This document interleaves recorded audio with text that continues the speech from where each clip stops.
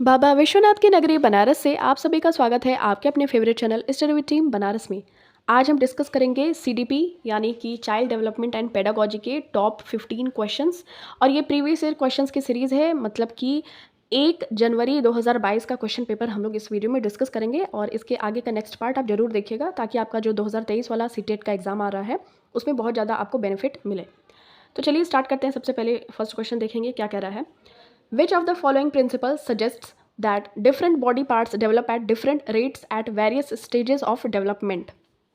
आपको इन चारों ऑप्शंस में से बताना है कि ऐसा कौन सा प्रिंसिपल है जो कि हमें सजेस्ट करता है कि हमारे जो शरीर का भिन्न भिन्न भाग है, भिन्न भिन्न गति दर से या डिफरेंट रेट्स से हमारा जो डेवलपमेंट होता है। तो इसमें कह रहा है कि डेवलपमेंट इज़ यूनिडायमेंशनल, मतलब कि एक विमीय होता है, तो ये बिल्कुल गलत है। चलिए इसको एक बार हिंदी में भी देख लेते हैं। देखिए, विकास एक आयामी होता है, बिल्कुल गलत बात है, क्योंकि विकास मल्टी डायमेंशनल होता है कि बहुआयामी होता है, इसलिए ये गलत हो गया। सेकंड कह रहा है कि विकास एक दिशीय होता है, ये भी गलत है क्योंकि विकास बहुदिशीय होता है, एक दिशीय नहीं होता है। विकास एक असतत प्रक्रिया है, बिल्कुल नहीं, विकास एक कॉन्टिन्यूस प्रोसेस है, मतलब कि सतत प्रक्रिया है। बचा आपका ऑप्शन नंबर 4 कि विकास की दिशा अधोगामी और शीर्षगामी होती है। अब आपको देखिए हिंदी में थोड़ा सा लगेगा, लेकिन अभी अगर आपको इंग्लिश में इसका दिखाऊंगी ना तो बिल्कुल आपको माइंड में क्लिक कर जाएगा। प्रॉक्सिमोडिस्टल और सिफेलोकॉडल। प्रॉक्सिमोडिस्टल का मतलब होता है सेंटर टू पेरिफेरी, माने कि केंद्र से लेके बाह्य जो परिधीय तक। जैसे कि आपका पहले स्पाइनल कॉर्ड माने रीढ़ की हड्डी विकसित हुई, या आपका हार्ट माने कि दिल विकसित हुआ, हृदय विकसित हुआ, आपका नहीं मतलब बच्चों का, जैसे हमारा हम जब छोटे थे हमारा विकसित हुआ, उसी तरीके से हमारा डेवलपमेंट देखिए कैसे हुआ। एक तो ऐसे होता है हेड टू टो, एक होता है सेंटर टू पेरिफेरी, ठीक है। एक ऐसे होता है, एक ऐसे, माने कि एक होता है हेड टू टो, माने कि ये जो फुट होता है, पैर का अंगूठा, मस्तिष्क या जो धड़ होता है, सिर होता है, उससे लेके पूरा टो तक होता है। और एक होता है सेंटर टू पेरिफेरी, माने कि हृदय या तो फिर जो हमारा होता है एकदम अंदर का भाग, बिल्कुल अंतः भाग से लेके बिल्कुल परिधि तक, ये जो परिधि है। तो इसको हम लोग समझेंगे कि प्रॉक्सिमोडिस्टल क्या होता है और सिफेलोकॉडल क्या होता है। देखिए सिफेलोकॉडल में होता है आपका जो मस्तिष्क है उससे लेके जो आपका फुट है, माने कि जो आपका पैर का अंगूठा है, वहाँ तक अगर आपका डेवलपमेंट होता है तो वो कहते हैं सिफेलोकॉडल।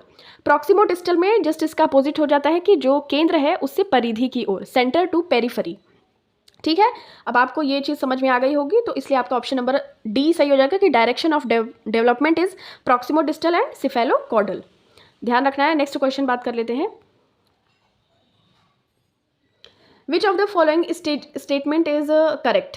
तो आपको बताना इन चारों ऑप्शंस में से ऐसा कौन सा ऑप्शन है जो कि बिल्कुल सही है। तो देखिए, बच्चों का विकास एक सामाजिक सांस्कृतिक परिप्रेक्ष्य में होता है, यही बिल्कुल सही है, तो आपका ऑप्शन नंबर 1 सही हो जाएगा। बाकी ये सारे ऑप्शंस गलत है। कैसे कि 10 भिन्न अवस्थाओं में बांटा जाता है, बिल्कुल नहीं। बच्चों की सोच सामाजिक अंतःक्रिया से प्रभावित नहीं होती है, देखिए नहीं लिखा है तो ये गलत हो जाएगा।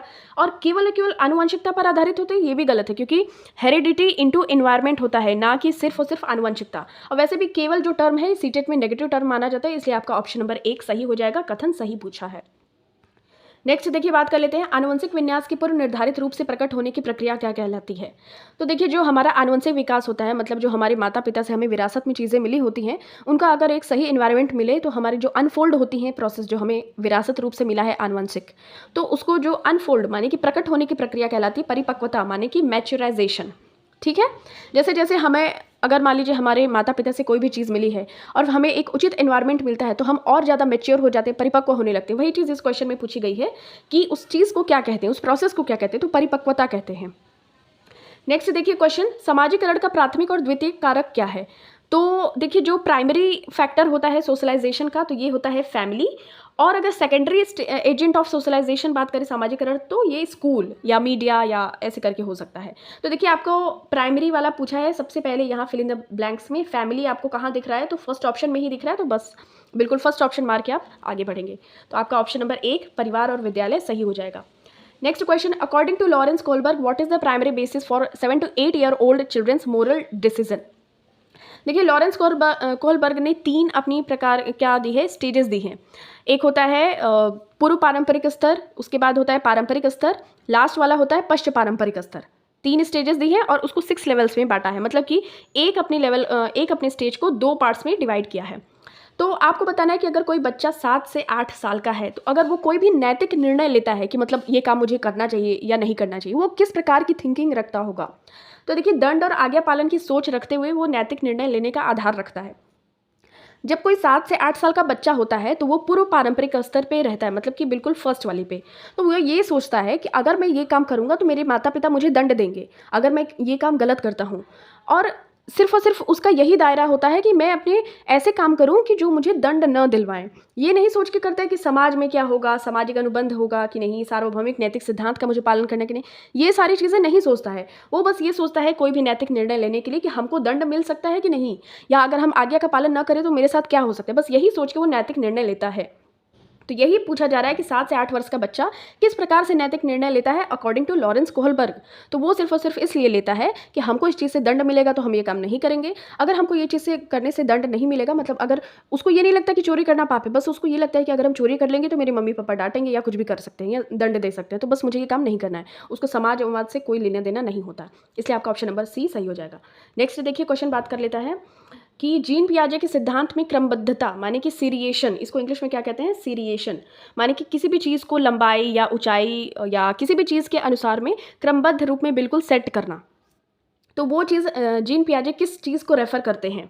तो देखिए, जैसे अगर किसी भी वस्तु को कोई बच्चा उसकी लंबाई के आधार पर व्यवस्थित क्रम दे देता है कि अच्छा ये लंबा है तो इसको हम लास्ट में रखेंगे, या जैसे भी सबसे पहले छोटे से बड़ा या कुछ ऐसे करके व्यवस्थित कर देता है, तो उसको कहते हैं सीरिएशन का गुण आ गया है बच्चों में।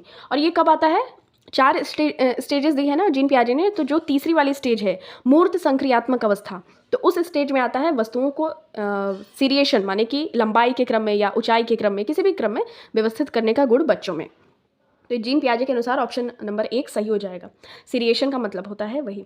नेक्स्ट देखिए, 5 वर्षीय नसीमा को यह लगता है कि चिकनी मिट्टी जो होती है, क्ले, उसके गोले को यदि दबाकर एक सांप के रूप में परिवर्तित कर दे तो चिकनी मिट्टी बढ़ जाती है। जैसे गोला है ये जो चिकनी मिट्टी का गोला है, अब इसको वो क्या करती है कि दबा देती है, तो ऐसे ऐसे लंबा सा सांप बना देती है। तो वो सोचती है कि ये तो छोटा सा था, अब ये तो लंबा हो गया, इसका मतलब कि ये कम है और ये वाला मिट्टी ज़्यादा है। तो वो 5 वर्ष की है तो वो इतना ही सोच पा रही है। तो ये चीज़ किस चीज़ को प्रदर्शित करती है जीन पियाजे के अनुसार, तो वो केंद्रीयता को प्रदर्शित करती है।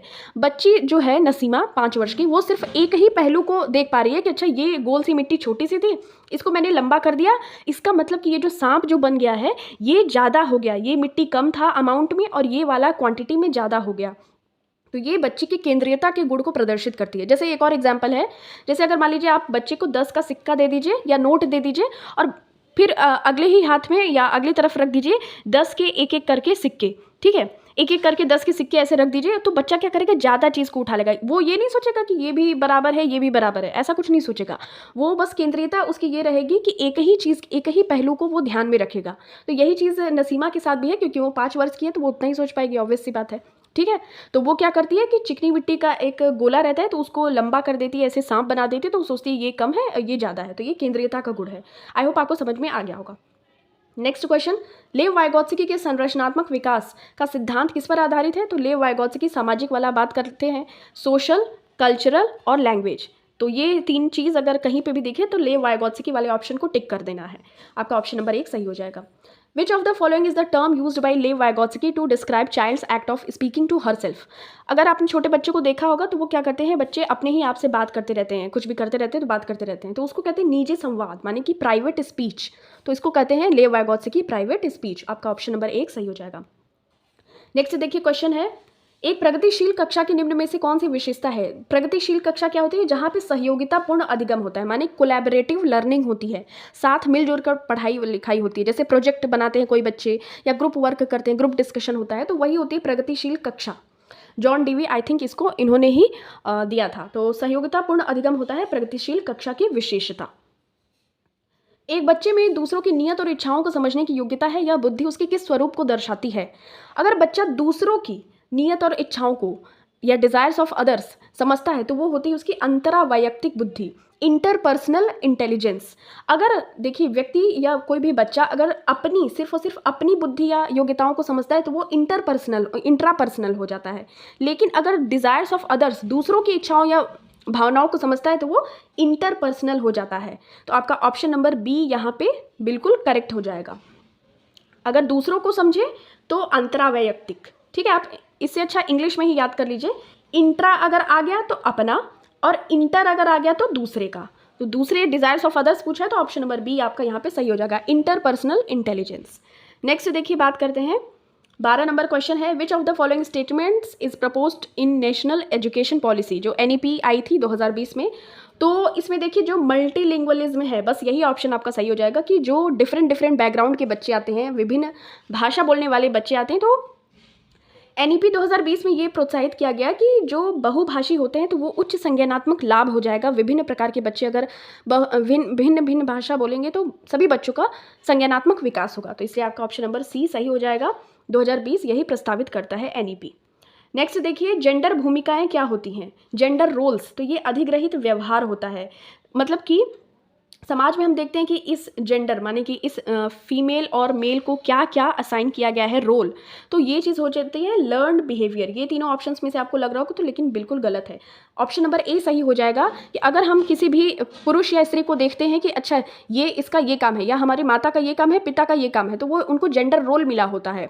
तो वो चीज़ क्या होती है, लर्नड बिहेवियर होती हैं। उनको मतलब कि बिल्कुल जन्म से ही ये निर्धारित नहीं किया जाता, पर हमारे समाज में ऐसा होता है, हमारे समाज में होता है कि लड़कियों को ये काम करना है पर्टिकुलर और लड़कों को बाहर का काम करना है। तो ऐसा जेंडर रोल मिल गया है, इस वजह से ये क्या होती है, लर्नड बिहेवियर होती हैं। ठीक है, नेक्स्ट बात कर लेते हैं, the primary goal of continuous and comprehensive evaluation CCE, continuous and comprehensive evaluation, सतत और समग्र मूल्यांकन का प्राथमिक उद्देश्य क्या है। आपको पता होगा कि 2009 में CBSE के द्वारा इसको दिया गया था। ठीक, तो देखिए जो छात्रों की समझ को आंकना और पाठ्यक्रम तथा शिक्षा शास्त्र को इसके अनुसार ही रूपांतरित करना, यही CCE यानी कि सतत एवं समग्र मूल्यांकन का प्राथमिक उद्देश्य या गोल है। देखिए जो छात्र होते हैं उनकी जो समझ होती है, उनकी अंडरस्टैंडिंग होती है, उनके अनुसार अगर कोई भी पाठ्यक्रम या करिकुलम है, कोर्स है, उसको अगर व्यवस्थित कर दिया जाए। जैसे आपको पता होगा कि जो अभी न्यू एजुकेशन पॉलिसी आई है 2020 में, उसके अनुसार क्या किया गया है कि बच्चों के भार को थोड़ा सा कम कर दिया गया है। जो कोर्स हुआ करता था पहले 100% था, उसको थोड़ा सा कम करके 75-60 ऐसे कर दिया गया है। मतलब थोड़ा सा कुछ चैप्टर्स को हटा दिया गया है पाठ्यक्रम से, ताकि बच्चों का भी थोड़ा सा सही हो सके, और वो जो एक्स्ट्रा करिकुलर एक्टिविटीज़ होती है जैसे खेल कूद स्पोर्ट्स, इन सब में भी थोड़ा सा पार्टिसिपेट करें। ऐसा नहीं कि रोबोट की तरह सिर्फ पढ़ते रहना चाहिए, ओवरऑल डेवलपमेंट होना चाहिए पर्सनालिटी का, तभी जाके एक इंसान बढ़िया तरीके से जीवन व्यतीत कर सकता है। तो ये चीज़ अच्छी की गई थी NEP में। तो वही चीज़ कहा जा रहा है कि सतत एवं समग्र मूल्यांकन का प्राथमिक उद्देश्य क्या होता है कि छात्रों की समझ को आंकना और पाठ्यक्रम तथा शिक्षा शास्त्र माने पेडागोजी और करिकुलम को जो बच्चे हैं उनकी अंडरस्टैंडिंग के अनुसार रूपांतरित कर देना या चेंज कर देना। ठीक है, इसलिए आपका ऑप्शन नंबर बी सही हो जाएगा, to assist children's understanding and modify the curriculum and pedagogy for students. Next देखिए बात कर लेते हैं 15 नंबर क्वेश्चन, लास्ट क्वेश्चन है ये, before deciding an assessment method for her class what all should the teacher keep in mind. अगर कोई शिक्षिका है, हर लिखा है ना, तो अगर कोई शिक्षिका या अध्यापिका है तो उसको क्या सोचना चाहिए अगर वो अपनी कक्षा में मूल्यांकन का प्रोसेस अप्लाई करना चाहती है। अगर वो किसी भी क्लास में पढ़ाने जा रही है बट वो चाहती है कि पहले हम अपने बच्चों का मूल्यांकन कर लें कि कौन सा बच्चा किस स्तर पे है या किस लेवल पे है, ताकि मुझे और कौन सा बाहर से उसको मदद देने की आवश्यकता है ताकि वो बिल्कुल टॉप पे पहुँच सके अपनी पढ़ाई के लेवल में। तो वो क्या करेगी, पहले सोचेगी कि मेरे अलावा इन परिणामों का उपयोग कौन करेगा, बिल्कुल नहीं, वो अपना परिणाम तो अपने लिए बना रही है, उसको ये सब सोचने की जरूरत नहीं है। नेक्स्ट कह रहा है कि विशिष्ट छात्रों के अधिगम वक्र का पता लगाने का सर्वोत्तम तरीका क्या है। बिल्कुल ये सही है कि अगर वो सोचेगी कि जो कितने भी बच्चों को कहाँ पे जो उनकी जो पढ़ाई चल रही है उसमें कहाँ उनको दिक्कतें आ रही हैं, कहाँ उनको अच्छा लग रहा है या कहाँ वो सही कर रहे हैं, अच्छा परफॉर्म कर रहे हैं, तो ये सारी चीज़ों को अगर वो असेसमेंट कर लेती है, मूल्यांकन कर लेती है, तो बिल्कुल ये सही तरीका हो जाएगा। सेकंड ऑप्शन कह रहा है कि कौन सा तरीका अध्यापिका को स्वयं के शिक्षा शास्त्र पर चिंतन में मदद करेगा। ये भी बिल्कुल सही है कि अगर वो असेसमेंट कर रही है बच्चों का, फिर वो देख रही है कि अच्छा मेरे पढ़ाने की शैली जो हमारी मतलब वो शिक्षिका सोच रही है कि मेरे पढ़ाने का तरीका ऐसा कौन सा है कि जो बच्चों को अच्छी तरीके से पढ़ाई में बिल्कुल मदद कर पाएगा, तो वो अपना भी असेसमेंट करेगी, साथ में बच्चों के लेवल कितने हैं, कौन किस लेवल पे बच्चा है, उसका भी मूल्यांकन करेगी। तो इस तरीके से जो आपका सेकेंड और थर्ड ऑप्शन है वही आपका आंसर हो जाएगा। ठीक है, तो चलिए ऑप्शन की बात कर लेते हैं। तो सेकेंड और थर्ड ऑप्शन यहाँ पे देखिए, जो दूसरा और तीसरा वाला ऑप्शन है ये बिल्कुल सेम कर दिया गया, मतलब कि इसको अगर हटा दें, देखिए फोर्थ ऑप्शन यहाँ पे भी था ना, फोर्थ यहाँ पे भी है, फोर्थ यहाँ पे, थर्ड और सेकंड पर बिल्कुल गलत हो जाएगा, क्योंकि दो ऑप्शन तो एक ही जैसे तो हो नहीं सकते, या तो इसे हटा दो या तो इसे, तो सेकंड ऑप्शन आपका नहीं, ये वाला थर्ड वाला ऑप्शन आपका सही हो जाएगा, मतलब कि दूसरा और तीसरा चीज़ सही होगा। ठीक है, तो आपका ऑप्शन नंबर सी सही हो जाएगा, दूसरा और तीसरा। चलिए मिलते हैं आपसे फिर नेक्स्ट वीडियो में। Thank you so much for watching this.